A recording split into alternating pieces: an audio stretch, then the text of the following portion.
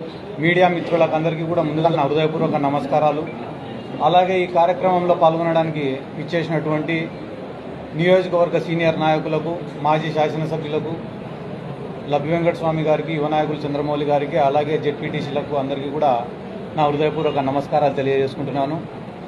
అలాగే ఈరోజు రాష్ట్రంలో నూతనంగా ప్రభుత్వాన్ని ఏర్పాటు చేయబోతున్నటువంటి కూటమి ప్రభుత్వానికి కూడా యువజన విభాగం తరఫున, వైఎస్ఆర్ కాంగ్రెస్ పార్టీ యువజన విభాగం తరఫున కూడా నేను శుభాకాంక్షలు తెలియజేసుకుంటూ,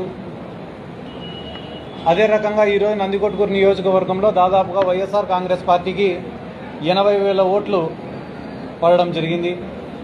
ఆ 80,000 ఓట్లు వేసి వైఎస్ఆర్ కాంగ్రెస్ పార్టీకి మద్దతు తెలిపిన ప్రతి ఒక్క ఓటర్కు కూడా ముందుగా నా ప్రత్యేక ధన్యవాదాలు, కృతజ్ఞతలు కూడా నేను తెలియజేసుకుంటున్నాను.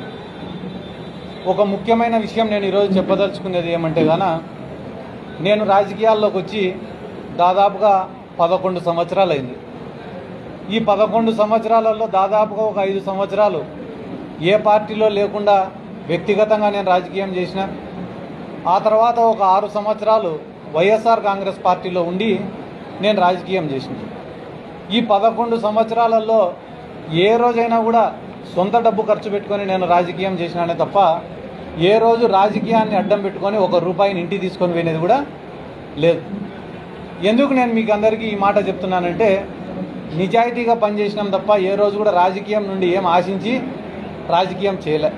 ప్రజల ప్రేమ కోరుకున్నాం, ప్రజల అభిమానం కోరుకున్నాం, ప్రజలు మమ్మల్ని ఇష్టపడాలని కోరుకొని రాజకీయం చేసినామే తప్ప ప్రజల నుంచి ఏం ఆశించి లేదా రాజకీయాల నుండి ఏం ఆశించి మేము రాజకీయం చేయలే. కాబట్టి రాజకీయాలలో గెలుపోటములు అనేటివి సర్వసాధారణం, సహజం. గెలిచిన రోజు పొంగిపోలేదు, ఈరోజు కుంగిపోయే ప్రసక్తి కూడా లేదు. కానీ ఈరోజు నందికొట్కూరు నియోజక ప్రజలందరికీ నేను చెప్పాలనుకునే విషయం ఏమంటే, నాకు ఈరోజు రాష్ట్రంలో ఇంత గుర్తింపు వచ్చిందంటే దానికి కారణం 3. ఒకటి, నందికొట్కూరు నియోజకవర్గ ప్రజలు, ఇక్కడ ఉండేటటువంటి నాయకులు. రెండోది వైఎస్ జగన్మోహన్ రెడ్డి గారు. మూడోది వైఎస్ఆర్ కాంగ్రెస్ పార్టీ.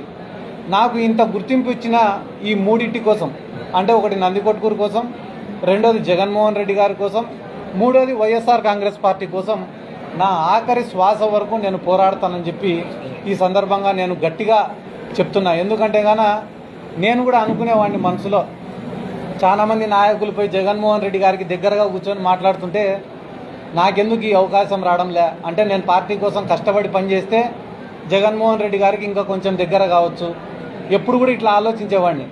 కానీ చాలామంది పార్టీలలో సీనియర్ నాయకులు ఉంటారు, వాళ్ళకే ఎక్కువ ప్రాధాన్యతలు ఉంటాయి, వాళ్ళు చెప్పిన మాటకే ఎక్కువ వాల్యూ ఉంటుంది. కానీ ఇప్పుడు ప్రతిపక్షంలోకి వచ్చినాం కాబట్టి ఇప్పుడు ఈ 5 సంవత్సరాలు నేను కష్టపడతా.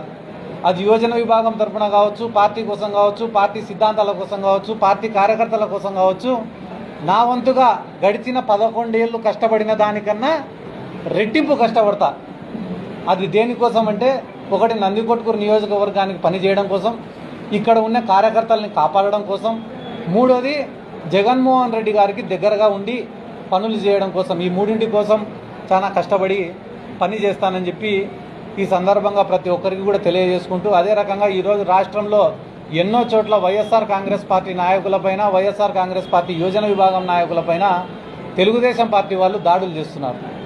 ఆ దాడులను కూడా నేను తీవ్రంగా ఖండిస్తున్నా.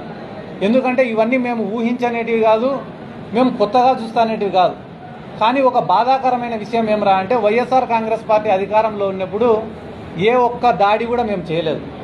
ముఖ్యంగా ఈ నందికొట్కూరు నియోజకవర్గంలో మీరే చూసుకోండి, తెలుగుదేశం పార్టీ వాళ్ళపైన అక్రమ కేసులు కానీ, తెలుగుదేశం పార్టీ వాళ్ళపైన దాడులు కానీ వైఎస్ఆర్ కాంగ్రెస్ పార్టీ ఏ రోజు కూడా చేయలే. కానీ ఈరోజు అధికారంలోకి వచ్చి రాకముందే ఇక్కడ ఉన్న ప్రజలను భయపించాలా, నాయకులను భయపియాలా, వైఎస్ఆర్ కాంగ్రెస్ పార్టీ వాళ్ళని భయపియాలా, ఇక్కడ ఉన్న వ్యాపారాలన్నీ లాక్కోవాలా, కాంట్రాక్టర్లను బెదిరించాలా, జరుగుతున్న వర్కులను ఆపాలా, ఇటువంటి ఉద్దేశాలతో కొంతమంది వ్యవహరిస్తున్నారు. కాబట్టి ఇవన్నీ కూడా మంచిది కాదు, ఆ పద్ధతి మార్చుకోవాలా. ఎందుకంటే కానీ ఒకవేళ ఇదే పునరావృతం అవుతుందని అనుకుంటే కానీ ప్రజల్లోనే తిరుగుబాటు అనేది ఖచ్చితంగా మొదలవుతుంది. ఆ రోజు వైఎస్ఆర్ కాంగ్రెస్ పార్టీ కార్యాచరణ కూడా చాలా బలంగా ఉంటుంది. ఈరోజు ముఖ్యంగా మీకు అందరికీ మరొక ముఖ్యమైన విషయం ఏమరా తెలియజేసుకునేదంటే, నా శక్తికి మించి, నాకు ఎటువంటి ప్రోటోకాల్ లేకపోయినప్పటికీ నా శక్తికి మించి కార్యకర్తల కోసం పనిచేసిన, కార్యకర్తలను ఆదుకున్న, వైఎస్ఆర్ కాంగ్రెస్ పార్టీ కోసం పనిచేసిన. మీడియా మిత్రులకు అందరికీ కూడా ముందుగా నా హృదయపూర్వక నమస్కారాలు. అలాగే ఈ కార్యక్రమంలో పాల్గొనడానికి ఇచ్చేసినటువంటి నియోజకవర్గ సీనియర్ నాయకులకు, మాజీ శాసనసభ్యులకు, లబ్బి వెంకటస్వామి గారికి, యువ నాయకులు చంద్రమౌళి గారికి, అలాగే జెడ్పీటీసీలకు అందరికీ కూడా నా హృదయపూర్వక నమస్కారాలు తెలియజేసుకుంటున్నాను. అలాగే ఈరోజు రాష్ట్రంలో నూతనంగా ప్రభుత్వాన్ని ఏర్పాటు చేయబోతున్నటువంటి కూటమి ప్రభుత్వానికి కూడా యువజన విభాగం తరఫున, వైఎస్ఆర్ కాంగ్రెస్ పార్టీ యువజన విభాగం తరఫున కూడా నేను శుభాకాంక్షలు తెలియజేసుకుంటూ, అదే రకంగా ఈరోజు నందికొట్కూరు నియోజకవర్గంలో దాదాపుగా వైఎస్ఆర్ కాంగ్రెస్ పార్టీకి 80,000 ఓట్లు పడడం జరిగింది. ఆ 80,000 ఓట్లు వేసి వైఎస్ఆర్ కాంగ్రెస్ పార్టీకి మద్దతు తెలిపిన ప్రతి ఒక్క ఓటర్కు కూడా ముందుగా నా ప్రత్యేక ధన్యవాదాలు, కృతజ్ఞతలు కూడా నేను తెలియజేసుకుంటున్నాను. ఒక ముఖ్యమైన విషయం నేను ఈరోజు చెప్పదలుచుకునేది ఏమంటే గాన, నేను రాజకీయాల్లోకి వచ్చి దాదాపుగా 11 సంవత్సరాలు అయింది. ఈ 11 సంవత్సరాలలో దాదాపుగా ఒక 5 సంవత్సరాలు ఏ పార్టీలో లేకుండా వ్యక్తిగతంగా నేను రాజకీయం చేసిన. ఆ తర్వాత ఒక 6 సంవత్సరాలు వైఎస్ఆర్ కాంగ్రెస్ పార్టీలో ఉండి నేను రాజకీయం చేసిన. ఈ 11 సంవత్సరాలలో ఏ రోజైనా కూడా సొంత డబ్బు ఖర్చు పెట్టుకొని నేను రాజకీయం చేసినానే తప్ప ఏ రోజు రాజకీయాన్ని అడ్డం పెట్టుకొని 1 రూపాయిని ఇంటికి తీసుకొని పోయినది కూడా లేదు.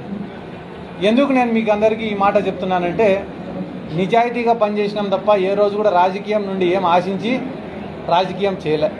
ప్రజల ప్రేమ కోరుకున్నాం, ప్రజల అభిమానం కోరుకున్నాం, ప్రజలు మమ్మల్ని ఇష్టపడాలని కోరుకొని రాజకీయం చేసినామే తప్ప ప్రజల నుంచి ఏం ఆశించి లేదా రాజకీయాల నుండి ఏం ఆశించి మేము రాజకీయం చేయలే. కాబట్టి రాజకీయాలలో గెలుపోటములు అనేటివి సర్వసాధారణం, సహజం. గెలిచిన రోజు పొంగిపోలేదు, ఈరోజు కుంగిపోయే ప్రసక్తి కూడా లేదు. కానీ ఈరోజు నందికొట్కూరు నియోజక ప్రజలందరికీ నేను చెప్పాలనుకునే విషయం ఏమంటే, నాకు ఈరోజు రాష్ట్రంలో ఇంత గుర్తింపు వచ్చిందంటే దానికి కారణం 3. ఒకటి నందికొట్కూరు నియోజకవర్గ ప్రజలు, ఇక్కడ ఉండేటటువంటి నాయకులు. రెండోది వైఎస్ జగన్మోహన్ రెడ్డి గారు. మూడోది వైఎస్ఆర్ కాంగ్రెస్ పార్టీ. నాకు ఇంత గుర్తింపు ఇచ్చిన ఈ మూడింటి కోసం, అంటే ఒకటి నందికొట్కూరు కోసం, రెండోది జగన్మోహన్ రెడ్డి గారి కోసం, మూడోది వైఎస్ఆర్ కాంగ్రెస్ పార్టీ కోసం నా ఆఖరి శ్వాస వరకు నేను పోరాడతానని చెప్పి ఈ సందర్భంగా నేను గట్టిగా చెప్తున్నా. ఎందుకంటే గాన నేను కూడా అనుకునేవాడిని మనసులో, చాలామంది నాయకులపై జగన్మోహన్ రెడ్డి గారికి దగ్గరగా కూర్చొని మాట్లాడుతుంటే నాకెందుకు ఈ అవకాశం రావడంలే, అంటే నేను పార్టీ కోసం కష్టపడి పనిచేస్తే జగన్మోహన్ రెడ్డి గారికి ఇంకా కొంచెం దగ్గర కావచ్చు, ఎప్పుడు కూడా ఇట్లా ఆలోచించేవాడిని. కానీ చాలామంది పార్టీలలో సీనియర్ నాయకులు ఉంటారు, వాళ్ళకే ఎక్కువ ప్రాధాన్యతలు ఉంటాయి, వాళ్ళు చెప్పిన మాటకే ఎక్కువ వాల్యూ ఉంటుంది. కానీ ఇప్పుడు ప్రతిపక్షంలోకి వచ్చినాం కాబట్టి ఇప్పుడు ఈ 5 సంవత్సరాలు నేను కష్టపడతా. అది యువజన విభాగం తరఫున కావచ్చు, పార్టీ కోసం కావచ్చు, పార్టీ సిద్ధాంతాల కోసం కావచ్చు, పార్టీ కార్యకర్తల కోసం కావచ్చు, నా వంతుగా గడిచిన 11 ఏళ్ళు కష్టపడిన దానికన్నా రెట్టింపు కష్టపడతా.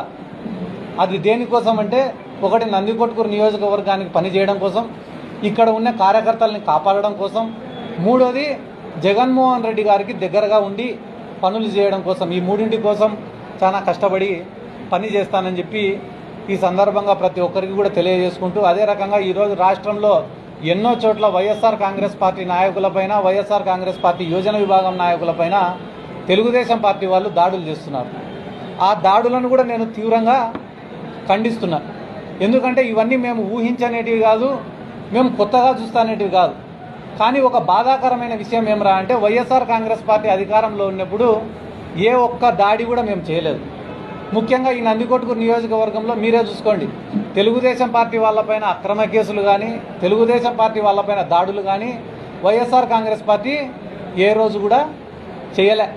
కానీ ఈరోజు అధికారంలోకి వచ్చి రాకముందే ఇక్కడ ఉన్న ప్రజలను భయపించాలా, నాయకులను భయపియాలా, వైఎస్ఆర్ కాంగ్రెస్ పార్టీ వాళ్ళని భయపియాలా, ఇక్కడ ఉన్న వ్యాపారాలన్నీ లాక్కోవాలా, కాంట్రాక్టర్లను బెదిరించాలా, జరుగుతున్న వర్కులను ఆపాలా, ఇటువంటి ఉద్దేశాలతో కొంతమంది వ్యవహరిస్తున్నారు. కాబట్టి ఇవన్నీ కూడా మంచిది కాదు, ఆ పద్ధతి మార్చుకోవాలా. ఎందుకంటే కానీ ఒకవేళ ఇదే పునరావృతం అవుతుందని అనుకుంటే కానీ ప్రజల్లోనే తిరుగుబాటు అనేది ఖచ్చితంగా మొదలవుతుంది. ఆ రోజు వైఎస్ఆర్ కాంగ్రెస్ పార్టీ కార్యాచరణ కూడా చాలా బలంగా ఉంటుంది. ఈరోజు ముఖ్యంగా మీకు అందరికీ మరొక ముఖ్యమైన విషయం ఏమరా తెలియజేసుకునేదంటే, నా శక్తికి మించి, నాకు ఎటువంటి ప్రోటోకాల్ లేకపోయినప్పటికీ నా శక్తికి మించి కార్యకర్తల కోసం పనిచేసిన, కార్యకర్తలను ఆదుకున్న, వైఎస్ఆర్ కాంగ్రెస్ పార్టీ కోసం పనిచేసిన.